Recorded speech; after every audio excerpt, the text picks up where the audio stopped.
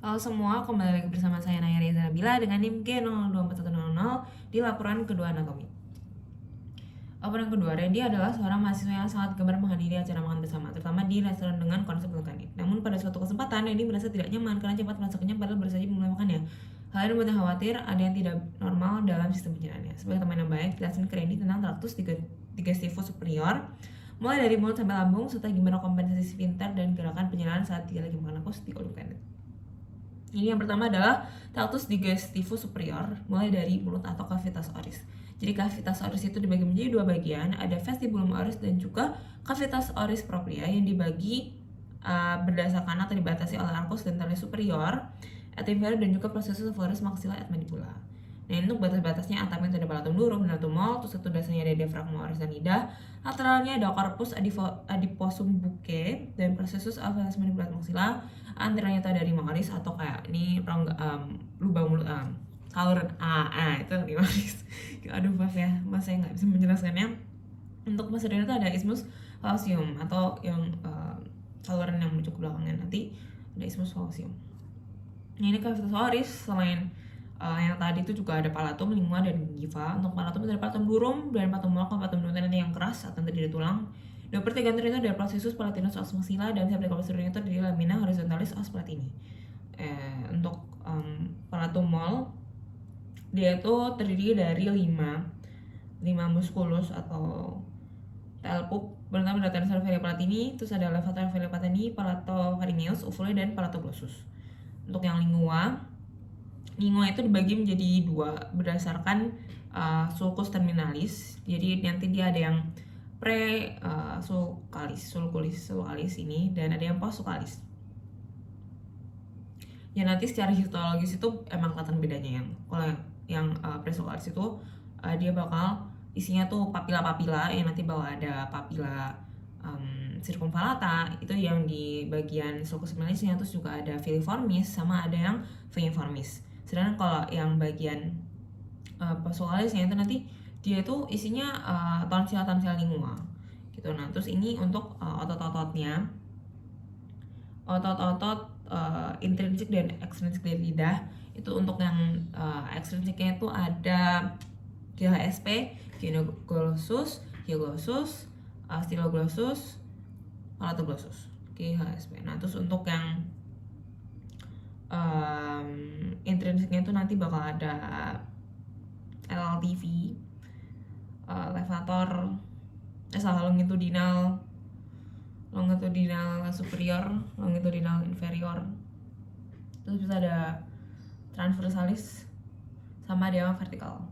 Terus untuk gingiva itu dari dentes incisivi, ada dentes caninus, dentes premolar dan molar. Itu untuk yang dewasa. Terus selanjutnya ada esophagus, bagian itu ada yang cervicalis, thoracalis dan juga abdominalis. Yang nanti setingginya ada cervicalis itu setinggi VT6 sampai VT1, thoracalis setinggi VT1 sampai VT10 dan abdominalis itu setinggi VT10 sampai ini VT11. Nah, nanti di esophagus itu juga ada penyempitan yang disebut sebagai angusia esophagus. Yang tadi di angusia superior itu VT6 karena di situ ada bangunan atau ada musculus cricopharyngeus dan cardiac. Ini di sini. Terus ada angusia media setinggi VT4 atau 5 karena dia itu ada arcus aorta dan mucus pulmonalis menghilang, dan nanti ada angusia inferior ini di VTH10 karena dia itu ada hiatus esophagus, dia melewati hiatus esophagus. Terus habis itu ini ada gaster. Gaster terdiri dari 4 pars. Ada pars cardiaca yang di situ ada gastroesophageal sphincter atau les atau lower esophageal sphincter. Terus ada orificium cardiacum setinggi VTH 11. Dia tuh untuk lubang masuknya. Ini orificiumnya. Terus ada incisura cardiaca. Ini yang atas ini. Incisura cardiaca. Terus ada pars fundus yang kayak kubah, fundus gastricum. Terus ada corpus gastricum yang paling besar. Maaf saya nggak nge-rap. Terus di corpus gastricum ini ada curvatura mayor, curvatura minor. Terus habis itu ada incisura angularis juga di sini.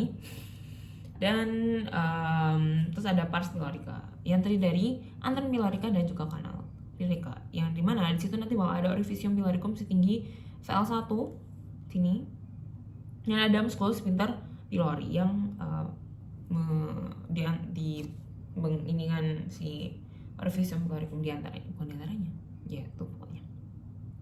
Ini untuk yang tadi, yang pertanyaan terakhirnya kan ada mekanisme pergerakan dan juga nanti sphincternya. Ini pertama ada gerakan functional gait, ada dua, ada gerakan peristaltik dan juga gerakan segmental. Untuk peristaltik itu adalah intinya gerakan yang mendorong makanan itu ke arah anal gitu, jadi kayak dorong ke bawah, didorong ke bawah, didorong ke bawah gitu.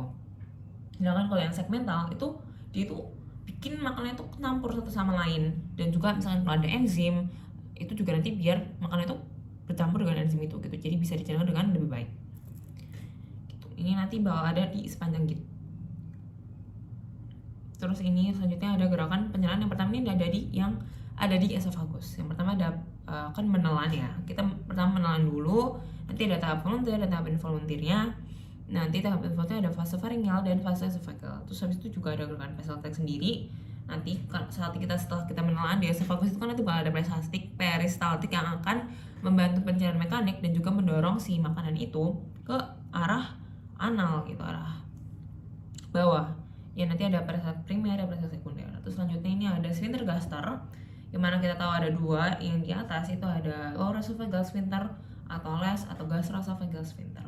Yang pada dasarnya sebenarnya tuh dia tuh bukan sphincter sejati, tapi dia tuh terdiri dari beberapa komponen lain yang membentuk si sphincter itu gitu. Dan juga emang kan si sphincter yang atas ini dia tuh kenapa bisa jadi sphincter juga karena banyak hal gitu kan, banyak yang mendukung dia tuh supaya bisa mendukung fungsinya sebagai sphincter gitu. Terus yang bawah ada musculus sphincter pylori yang di daerah pylori gaster ini.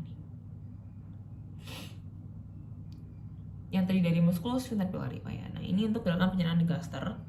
Nanti setelah masuk kan ada gerakan peristaltik mendorong dia ke arah gaster kan dari esofagus. Terus dia masuk ke arah gaster, menyebabkan gasternya itu dia tuh melemaskan atau kayak dia tuh merenggangkan ototnya, relaksasi supaya dia membesar dan bisa menampung banyak makanan gitu.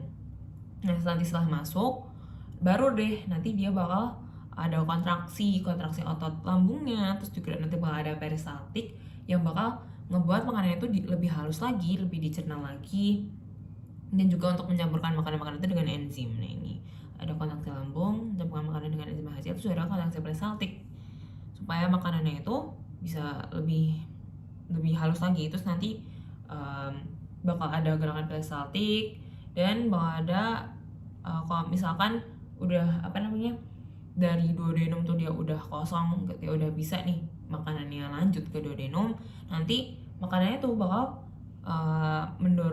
bakal dari peristaltiknya tuh bakal didorong ke arah duodenum, dan nanti si musculus sphincter pylori itu bakal ngebuka, jadi makanan itu bisa masuk. Kalau misalkan dia tuh faktor-faktor lain yang nyebabin dia tuh gak boleh lanjut ke duodenum dulu, nanti musculus sphincternya tuh bakal nutup gitu, kayak misalkan ya makanan yang ada di duodenum udah dicerna atau belum, terus hormonalnya itu kan juga ada kan. Nah oke, sekian untuk laporan yang kedua. Terima kasih.